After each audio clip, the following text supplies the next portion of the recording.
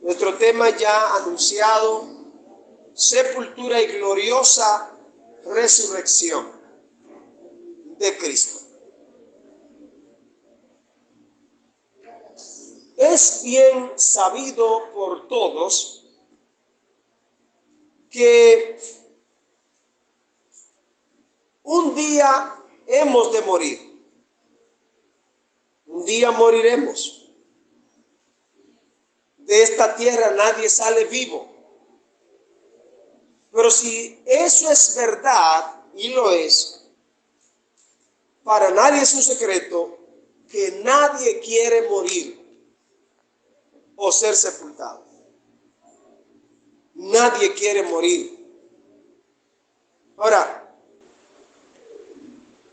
lo cierto es que para que haya una resurrección, primero ha de haberse escenificado la muerte y sepultura. Nadie que no se haya muerto antes y ser sepultado va a resucitar.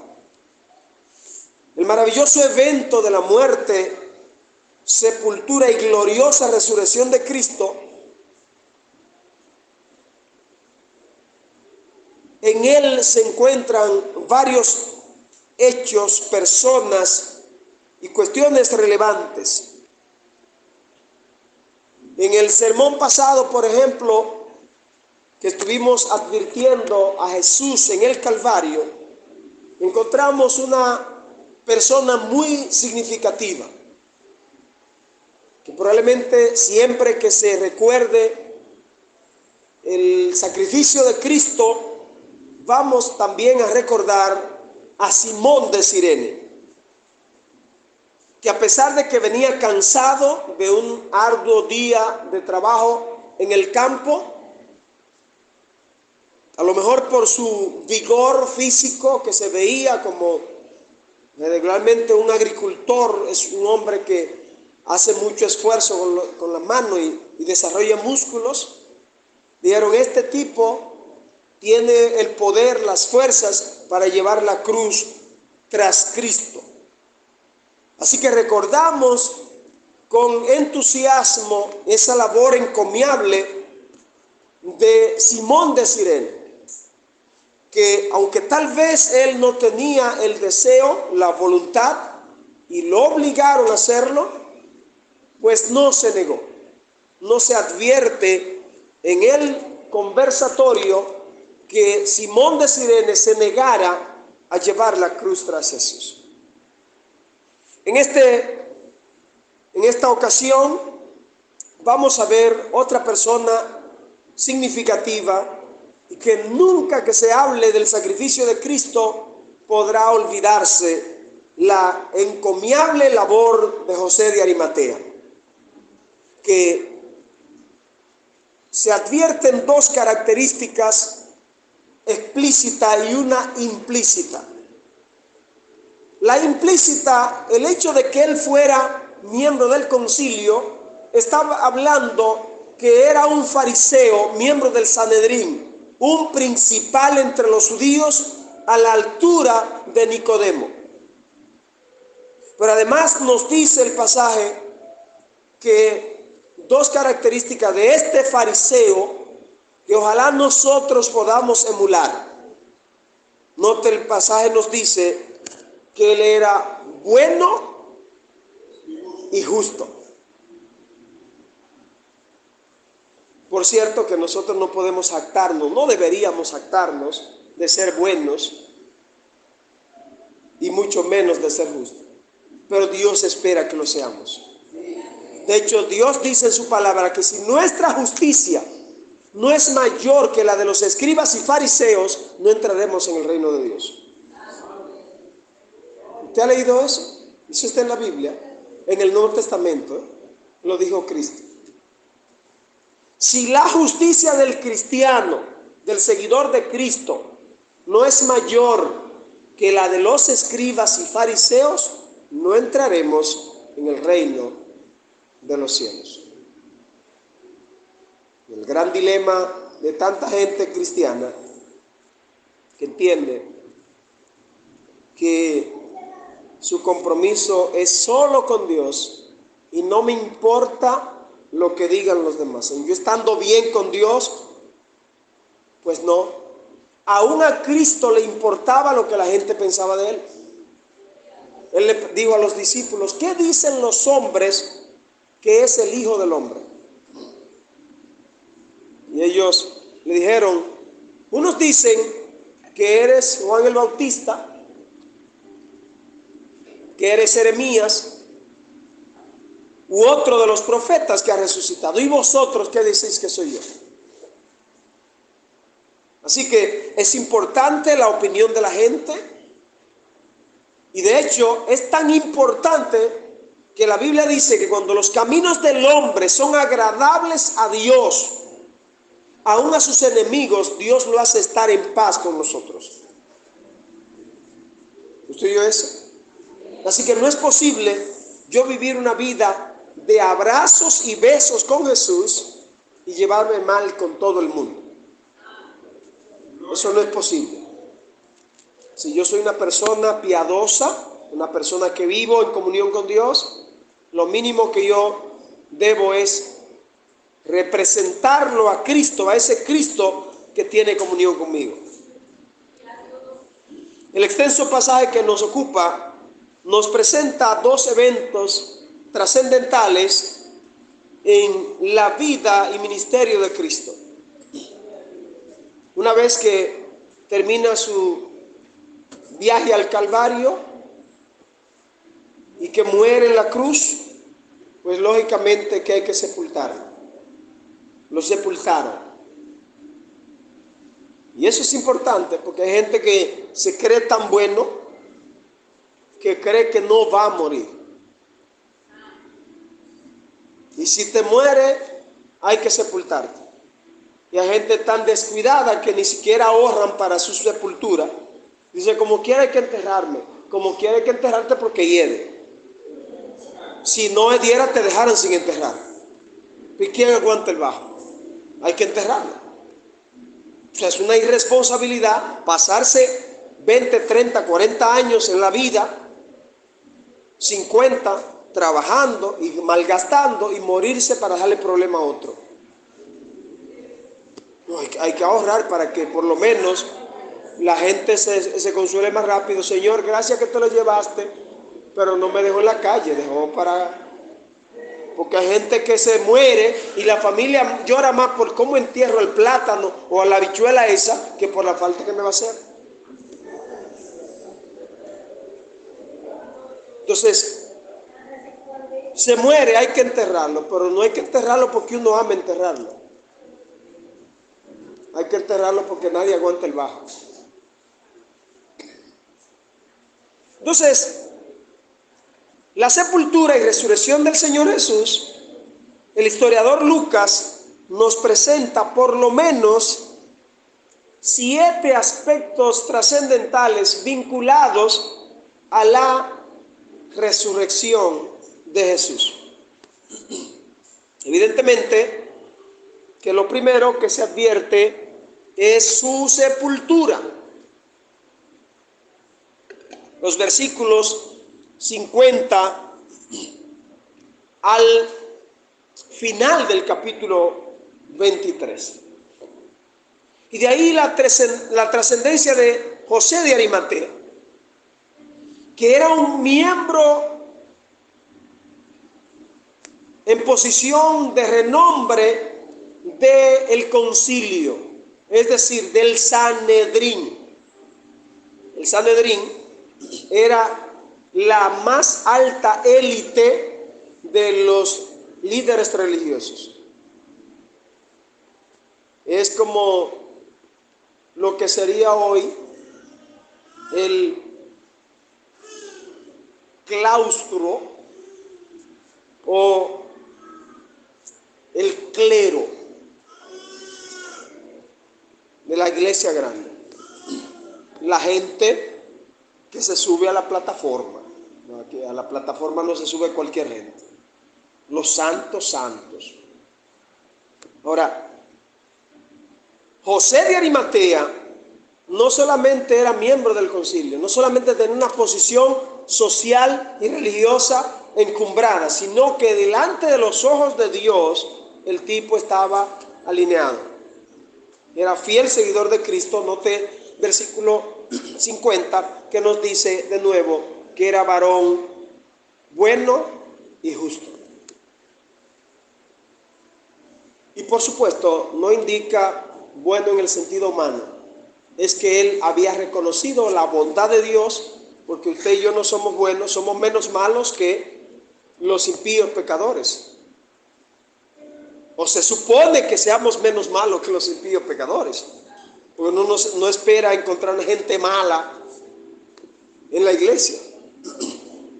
Sin embargo, estuve hablando de administración de las deudas a un grupo de pastores, y una pastora se para y da su experiencia. Una pastora que no se procesa el pelo, que usa la falda larga, fue a buscar un préstamo a una institución de intermediación financiera, y cuando el gerente sale a atenderla, le dice: ¿usted es cristiana? Sí, para la gloria de Dios, cristiana evangélica pentecostal. Y él le dijo: ay, lo siento, nosotros hemos tomado la decisión de no prestarle a evangélicos. Los peores clientes que hemos tenido son evangélicos. Pues esa gente tiene demasiada fe. Ellos oran para que Dios pague su deuda, y aquí no es Dios que paga la deuda. Aquí la tiene que pagar el que lo coge, así que no podemos prestar. Ni le llenó la solicitud. ¿Sabe? A mí me dio vergüenza ajena ella dando el testimonio. Imagínese que hubiese sido a una persona más cerca mía que le hubiera pasado. Se supone que los nacidos de nuevo, los seguidores de Cristo, seamos las personas más justas y más buenas. Pero esa institución, los peores clientes que ha tenido son gente de iglesia, que danzan y hablan lengua y profetizan y rompen silla y se mueven y mueven la cabeza y los hombros, pero son tramposos, no pagan. No han prestado y no pagan, confiado y no pagan.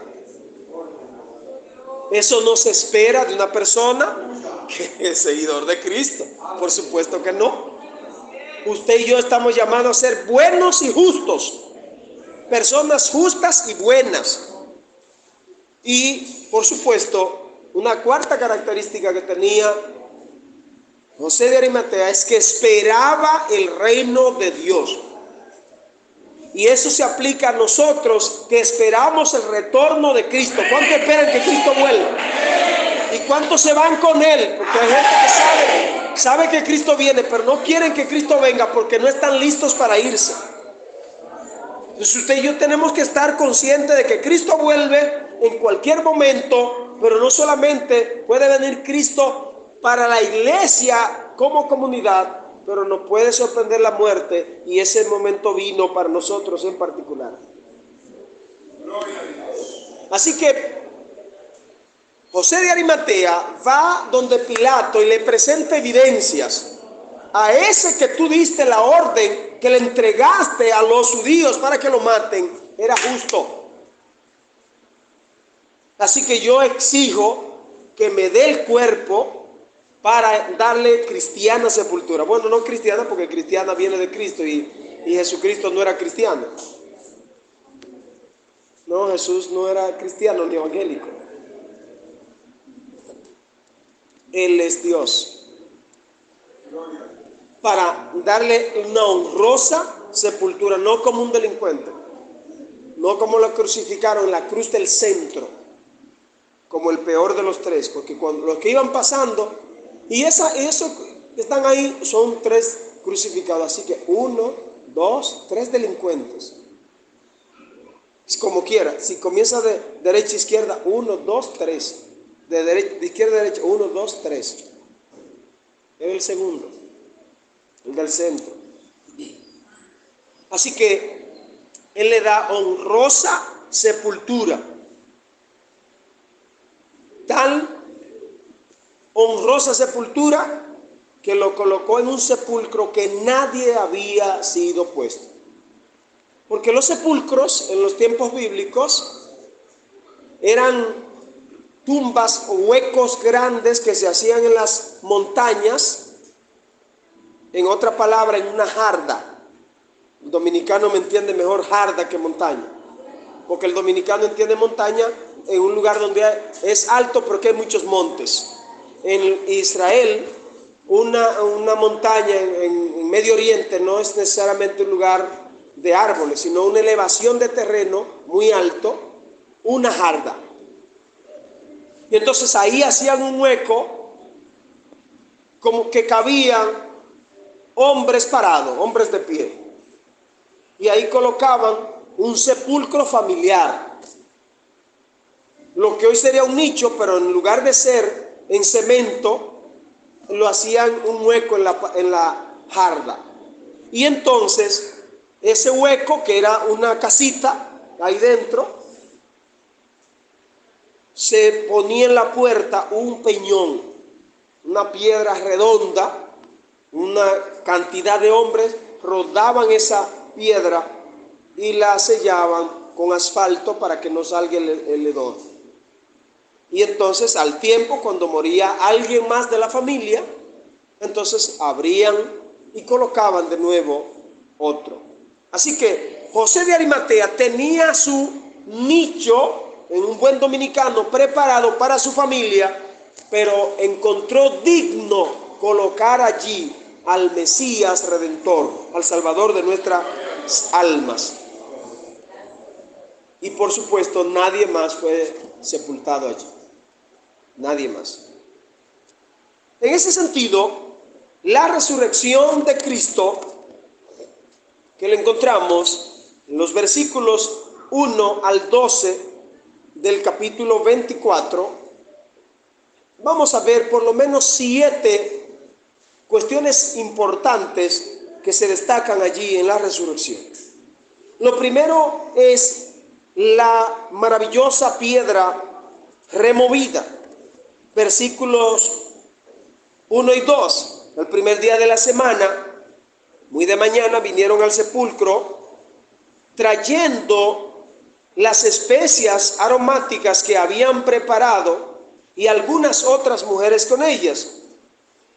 ¿Quiénes? Las que prepararon las especias en el versículo 55 y 56 del capítulo 23. Y hallaron removida la piedra del sepulcro. Una maravillosa piedra removida.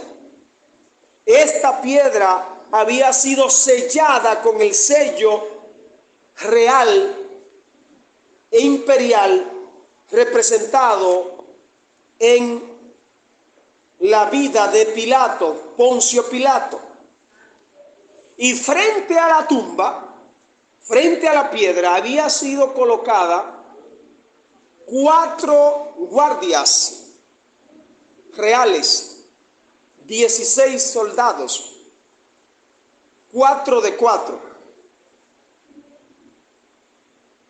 4 guardias de 4 soldados, 16 soldados habían sido puestos allí para vigilar.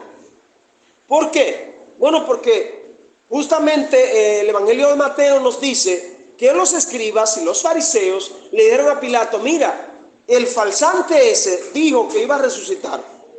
No sea que vengan los discípulos y se roben el cuerpo y nos vendan gato por liebre, hay que asegurar la tumba. Y pusieron 16 soldados a vigilar la puerta, a vigilar la piedra. Pero milagrosamente la piedra fue removida. No existe piedra alguna puesta por el diablo, por los demonios o por los enemigos de Dios y del Evangelio que pueda impedir la resurrección de Cristo y la obra de Dios que siga hacia adelante libremente su glorioso curso. De hecho, el libro de Apocalipsis, en el capítulo 6, nos dice que los enemigos de Dios y de la iglesia le dirán a las rocas y a las piedras: cúbrannos de la ira del Todopoderoso, porque Él se ha airado, y ¿quién podrá sostenerse en pie? Número 2, no solamente encontramos una maravillosa piedra removida, sino una maravillosa y oportuna tumba. Versículo 53 del capítulo 23 y capítulo 4, verso 3. Quitándolo, lo envolvieron en una sábana y lo pusieron en un sepulcro abierto, en una peña en la cual no había sido puesto nadie. Verso 3. Y entrando no hallaron el cuerpo del Señor en la tumba, en el sepulcro. Una maravillosa y oportuna tumba vacía. El cuerpo no estaba allí.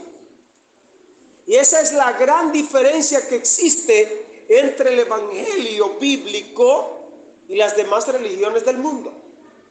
Buda murió, pero no resucitó. Confucio murió, pero no resucitó. Mahoma murió, pero no resucitó. Y qué bueno que no lo estoy diciendo en un pueblo musulmán.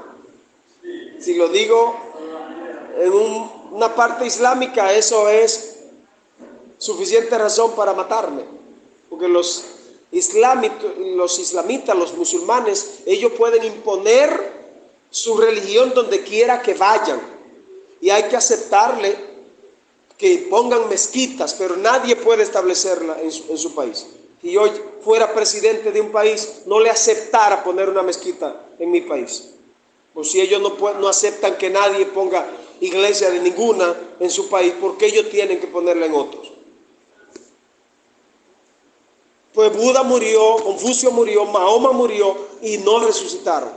Krishna murió, Lao Tse murió, Krishna murió, y todos se pudrieron en la tumba. El único que resucitó, la única tumba que está vacía, es la tumba de Cristo. A su nombre sea toda la gloria. A su nombre gloria. Esa tumba vacía representa vida para usted y para mí. Allí solamente estaban los lienzos, y puesto de tal manera que no había sombra de duda de que Él había resucitado. Nadie más que Él mismo pudo colocar los lienzos como estaban. Además, ¿quién se habría atrevido a robarse el cuerpo? Si los discípulos eran temerosos, si lo dejaron solo en Getsemaní, si huyeron, si solo Marcos lo seguía de lejos, ¿quién se iba a atrever? ¿De dónde iban a sacar valor 11 medrosos discípulos frente a 16 soldados armados hasta los dientes? ¿Quién? Nadie se iba a atrever. Los discípulos estaban en pánico. De hecho, Pedro, como vocero de los demás, se fue a pescar. Lo dejó todo y volvió a pescar. Se olvidó del Mesías y los demás con él se fueron. Así que Cristo había matado a la muerte. Por eso el apóstol Pablo dice: muerte, ¿dónde está tu aguijón? Y sepulcro, ¿dónde está tu victoria? Cristo mató a la muerte. Número 3, aquí no solamente encontramos una maravillosa piedra, no solamente encontramos una oportuna tumba vacía, pero encontramos una maravillosa visión. Versículo 4, notemos lo que nos dice. Y aconteció que estando ellas, las mujeres, que prepararon, en el versículo 55 y 56, y que fueron a llevar la preparación de las especias, estando ellas perplejas, medrosas, asustadas, constreñidas, por lo que había acontecido, por encontrar la tumba vacía, la piedra removida, se pararon junto a ellas dos varones con vestidos resplandecientes. Así que, qué maravillosa visión. Ellas, en lugar de encontrar a un Cristo muerto y en cuasi estado y franco estado de descomposición, encuentran la más olímpica y maravillosa visión que persona alguna puede tener. Dos seres angelicales celestiales que les da el glorioso privilegio a ellas de ver esos seres celestiales y glorificados. Aún las tenebrosas tumbas son lugares de luz y gloria si Cristo está dentro. Así que no hay que temer por el valle de sombra de muerte que usted, yo, nosotros o persona que me está viendo o oyendo puede estar pasando. Lo que debemos asegurarnos es que en el valle de sombra y de muerte, en el túnel oscuro donde podamos estar atravesando, Cristo esté allí también. Pues habrá siempre luz, habrá siempre resplandor, habrá visita celestial si Cristo está con nosotros. De modo que podemos decir con el apóstol Pablo: con Cristo estoy juntamente crucificado, y si estoy justamente crucificado con Cristo estoy juntamente resucitado. De nuevo, si estoy crucificado con Cristo, si muero con Cristo, puedo estar seguro que también con Él estaré resucitado. Y viviré con Él por los siglos de los siglos. Y mientras tanto, Romanos capítulo 6, verso 4, estoy aquí viviendo en novedad de vida, viviendo en vida nueva. Número 4, el pasaje nos presenta un maravilloso y oportuno mensaje. Versículos 5 al 8. Notemos lo que le dijeron los ángeles, esos seres celestiales, a las mujeres. Y como ellas tuvieron temor y bajaron el rostro a tierra, ellos les dijeron: ¿por qué buscáis entre los muertos al que vive? ¿Por qué buscan entre los muertos al que vive? Él no está aquí, sino que ha resucitado. Acuérdense, porque somos dados a olvidar. Probablemente Satanás no nos tiente nunca para que odiemos a Dios y su palabra.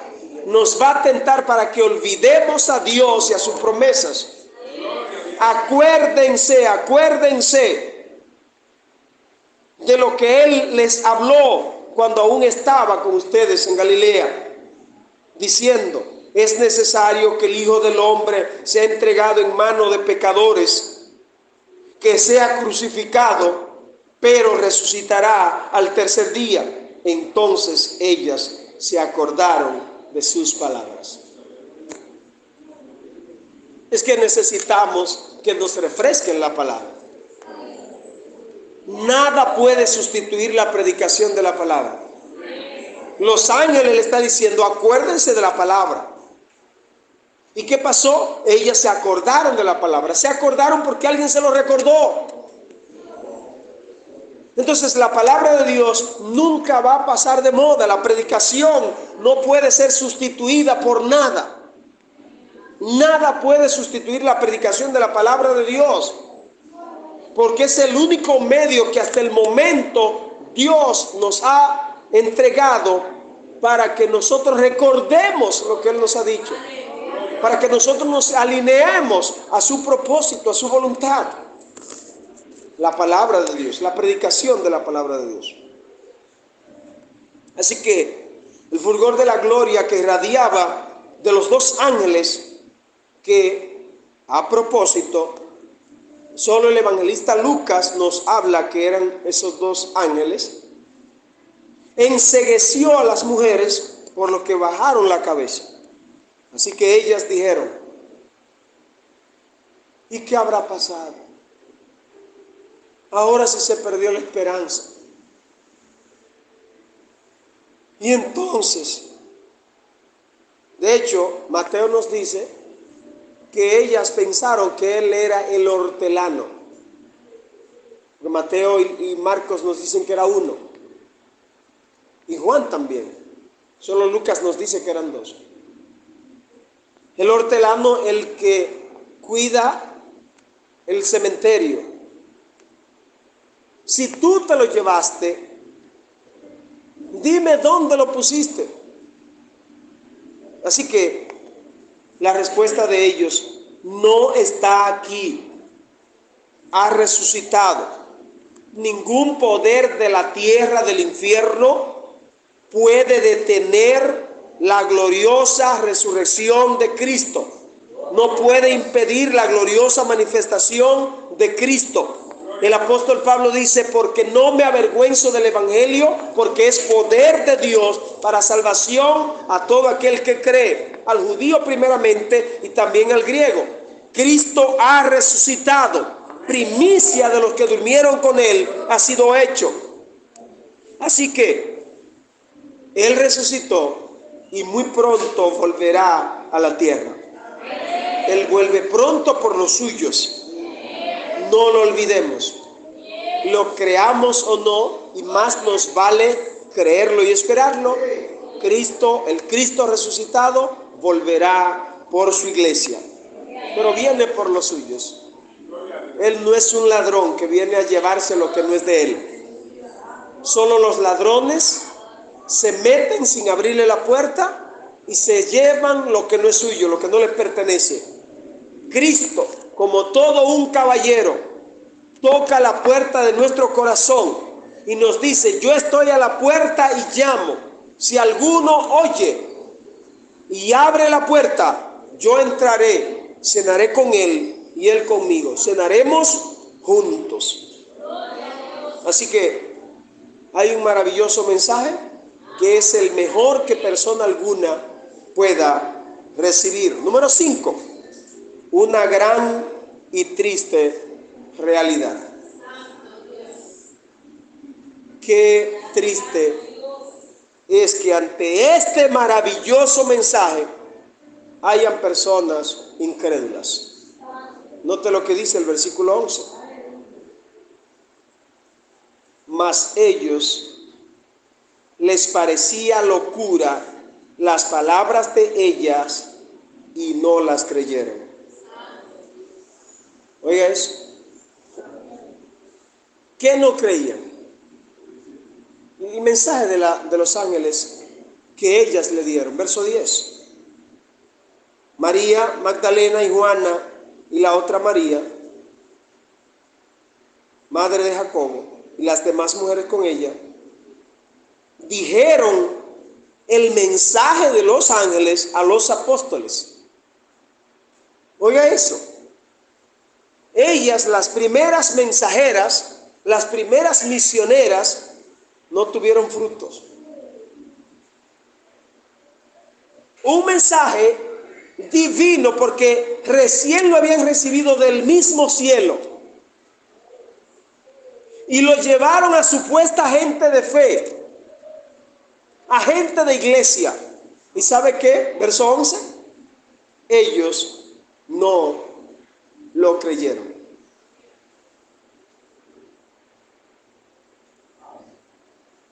Y como si estas mujeres le predican a apóstoles y no lo creen. Entonces usted sale a evangelizar y la gente no cree. Y usted se entristece, Señor, no voy a seguir predicando, porque si tú me hubieras mandado mensaje a predicar, ellos se convierten, ellos me aceptan. Aún los convertidos no creyeron.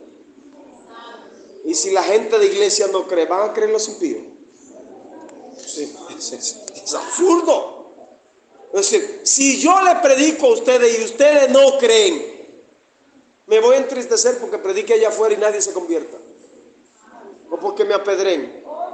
Por eso los apóstoles, señores, predicar el evangelio lo entendían como el más alto privilegio. Y Filipenses 1:29 nos dice: a vosotros os es concedido a causa de Cristo, no solo que creáis en Él, sino que sufráis por Él. Y Esteban, siendo azotado, siendo perseguido, siendo ya condenado, y mientras le apedreaban, dijo: Señor, no les tome en cuenta este pecado. Se acordó, y es la importancia de acordarse. Acuérdate, por supuesto, nadie se va a recordar de algo que no ha leído. Por eso es que usted y yo no podemos ser vagos espirituales para no alimentarnos diariamente de la palabra de Dios. Tenemos que ser intencionales en que no se me puede pasar un día sin yo leer la Biblia. No se me puede pasar un día, porque esto no es de que abre tu boca que yo la llenaré. ¿De qué la va a llenar Dios si usted no ha leído la Biblia? Eso es como un estudiante que no ha estudiado y el día del examen ora para que Dios le ayude a pasarlo. Usted se va a quemar por vago, por irresponsable, porque a nadie le da un examen sin anunciarlo. Por eso se llama estudiante. Es que estudie antes de ir a la evaluación. Entonces el creyente quiere que el Espíritu Santo haga todo. No lee la Biblia, no ora y quiere pararse y que las palabras fluyan, porque yo no preparo mensaje, Dios me da el mensaje. Abre tu boca que yo la llenaré. De pluma de burro la va a llenar, y por eso usted ve gente que sube a púlpito hablando disparates y diciendo: Dios me dijo, el Señor me habló, el Señor me mostró. Y mientras venía en el carro yo le preguntaba a Dios tal cosa y Dios me dijo. Mentirosos lo que son, y vagos espirituales. Si los apóstoles no creen, ¿van a creer los impíos? Claro que no, 1000 veces no. De modo que eso es triste, que la gente que está supuesta a creerle a Dios sean los más incrédulos. Es así. Pero eso ocurre. Y si ocurrió en aquel tiempo, ocurre hoy día. Y si los apóstoles son incrédulos, usted también lo es. Y si los apóstoles no le creyeron el mensaje de las mujeres, yo no puedo pretender que ustedes me van a creer a mí. Ahora, ojalá usted diga: yo no voy a ser uno de ellos. Yo sí creo. Todo lo que Dios dice, yo lo creo. La fe es el apego a la palabra de Dios. Por el oír de la palabra de Dios viene la fe. Lo que significa que estos apóstoles se habían divorciado de la palabra de Dios. Oiga eso.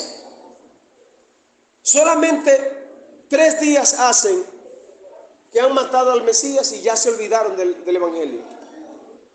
Así hay cristianos hoy día, que son cristianos mientras no hay tentación. Ellos son muy santos, muy consagrados, hasta tanto no haya tentación. Llegó la tentación, llegó la oferta y ya. Recuerdo una hermana, hace muchos años se convierte, y ella era chapeadora. Y entonces nunca había trabajado otra cosa que no sea chapear su mocha. Y se convierte, y como al mes me dice: ay, pastor, yo estoy pasando la 1001.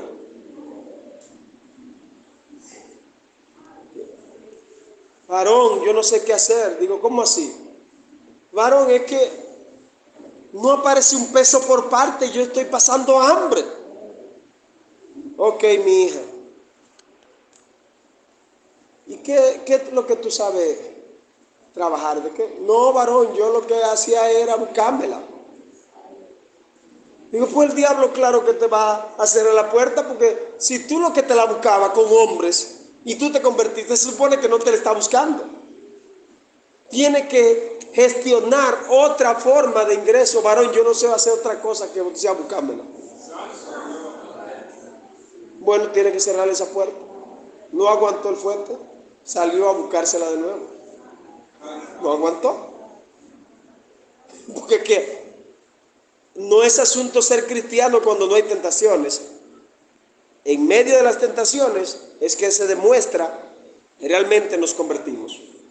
Así que estos apóstoles oyen las buenas nuevas de la resurrección de Cristo por parte de mujeres confiables, y ellas les dicen: hemos visto ángeles, hemos visto personas celestiales, hemos visto personas glorificadas, hemos visto personas con vestiduras resplandecientes.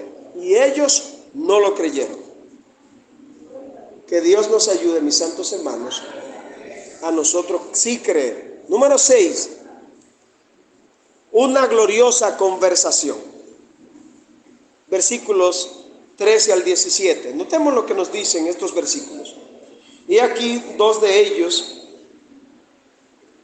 iban en el mismo día a una aldea llamada Emaús, que estaba a unos 60 estadios de Jerusalén. E iban hablando entre sí de todas aquellas cosas que habían acontecido. Y sucedió que mientras hablaban y discutían entre sí, Jesús mismo se les acercó y caminaba con ellos. Mas los ojos de ellos estaban velados para que no le reconociesen. Y les dijo: ¿qué pláticas son estas que tenéis entre vosotros mientras camináis? ¿Y por qué estáis tristes? Bueno, por lo menos ellos estaban hablando de la muerte y sepultura de Jesucristo. Y aún estaban hablando, aunque no tenían el entendimiento esclarecido, que no aparecía. No sabían lo que había pasado. Sencillamente Él no estaba. Ellos discutían y hablaban entre sí. Ningún científico tuvo nunca tan interesado en tema alguno como estos dos discípulos lo estaban. Pero ¿y qué es lo que ha pasado? ¿Qué será lo que pasó? Nosotros estuvimos allí en su muerte. Nosotros vimos cómo el velo del templo se rasgó. Nosotros vimos cómo hubo oscuridad desde las 12 hasta las 3 de la tarde. Sabemos que José de Arimatea tomó el cuerpo y lo enterró. ¿Cómo es que ahora no aparece? Pero también ellos habían olvidado lo dicho por el Señor Jesús. El tema era: Jesús no aparece. Lo que ellos no son capaces de decir o creer o imaginar es que Jesús ha resucitado. No podía ser de otro modo. Dios lo hizo una vez más. Dios nunca falla. Para Dios nada es imposible. Pero eso no le llegó a sus mentes, porque también ellos eran olvidadizos. Note que dice: los ojos de ellos estaban velados. Estaban velados no solamente para conocerle a Él, pero para recordar las Sagradas Escrituras. Y es justamente lo que encontramos finalmente. Un maravilloso y resucitado huésped. Un maravilloso y resucitado forastero. Versículo 18. Respondiendo uno de ellos, le dijo, que se llamaba Cleofas: ¿eres tú el único forastero en Jerusalén que no has sabido de las cosas que han sido hechas en ella en estos días? ¿Eres el único que no te ha enterado de lo que ha ocurrido? ¿Acaso de dónde tú vienes? El único visitante, el único huésped, el único forastero, el único hombre que ha llegado hoy a Jerusalén y no se ha enterado de nada de lo que ha ocurrido en esta semana, ¿eres tú? Lo que ellos no sabían es que hablaban con el varón de dolores, con el experimentado en quebranto, con el que fue molido por nuestras rebeliones, herido por nuestros pecados, con aquel cuya paz que nosotros tenemos nos la ofrece, y que aquel cuyas transgresiones llevó y por cuyas heridas fuimos nosotros curados. Era glorioso para ellos tener esta conversación con el Cristo resucitado. Por supuesto que no sabían de quién se trataba. De ahí entonces que Jesús les reprendiera. Versículos 25 y 26. Oiga lo que le dice: oh insensatos. ¿Y a quién se lo dijo? A dos discípulos. Tardos de corazón para creer todo lo que los profetas han dicho. Insensatos, incrédulos, tardos, retardados. Mire, el pastor que le dice a un miembro así no vuelve jamás a la iglesia. Por eso yo se lo leo nada más. Yo no me atrevo a pronunciarlo. Mire, yo no quiero perderle a ustedes. Si un pastor le dice a un miembro así, a una iglesia, se queda solo. Insensatos. Oiga, es un piropo difícil. Insensatos, tardos de corazón para creer todo lo que los profetas han dicho. Ustedes no creen la Biblia, es lo que le está diciendo. Ustedes no creen las escrituras, ustedes son dos incrédulos. ¿Acaso, versículo 26, no era necesario que el Cristo padeciera todas estas cosas y que entrara en su gloria, es decir, que resucitara para poder entrar en gloria? Señores, si no resucitamos, no entramos a la gloria. Y si no morimos, no vamos a resucitar. Era necesario que todo esto aconteciera. Aquel que se dignó ser camino, verdad y vida, ahora se presenta vivo, glorioso, resucitado, y ellos no lo creen. Ahora se les revela a los que le buscan, porque la Biblia dice que Cristo es galardonador de los que le buscan. La Biblia dice: buscad y hallaréis, llamad y se os responderá, pedid y se os dará, tocad y se os abrirá, porque todo aquel que busca halla, el que pide recibe, y al que toca se le abrirá. ¿Estamos nosotros buscando? ¿Estamos nosotros tocando? ¿Estamos nosotros llamando?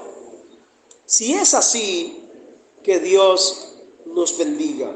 Si no es así, que Dios tenga misericordia de nosotros. Mi amigo, mi amiga que me está viendo o oyendo, ¿qué significado tiene para ti la resurrección de Cristo?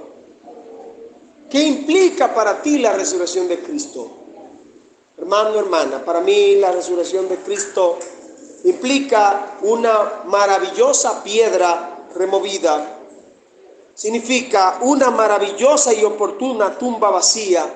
Para mí significa una maravillosa visión celestial que tuvieron estas mujeres. Para mí significa un maravilloso y oportuno mensaje que ellos le dan a las mujeres. Significa una gran y triste realidad de la incredulidad de los discípulos. Significa una gloriosa conversación que tienen estos discípulos camino a Emaús, y una maravillosa y gloriosa presencia de un forastero que los confronta, pero que los anima a que busquemos y hallaremos, a que toquemos y se nos abrirá, a que pidamos y se nos dará. Mi amigo, si así lo deseas, a Cristo, yo te invito a orar conmigo. Ahí donde estás, levanta tus manos delante del Señor y abre tu corazón y dile: Señor Jesús, yo reconozco que soy pecador, reconozco mi necesidad de ti, yo te pido perdón y te invito a entrar en mi corazón. Haz de mí una nueva criatura, perdona todos mis pecados, sé mi Señor y mi dueño. Dame las fuerzas para servirte y amarte hasta que tú vuelvas o yo vaya contigo. Amén. Si así lo hiciste, eres salvado. Si lo hiciste de corazón, Cristo ha entrado en tu corazón, ha perdonado todos tus pecados y ha escrito tu nombre en el libro de la vida.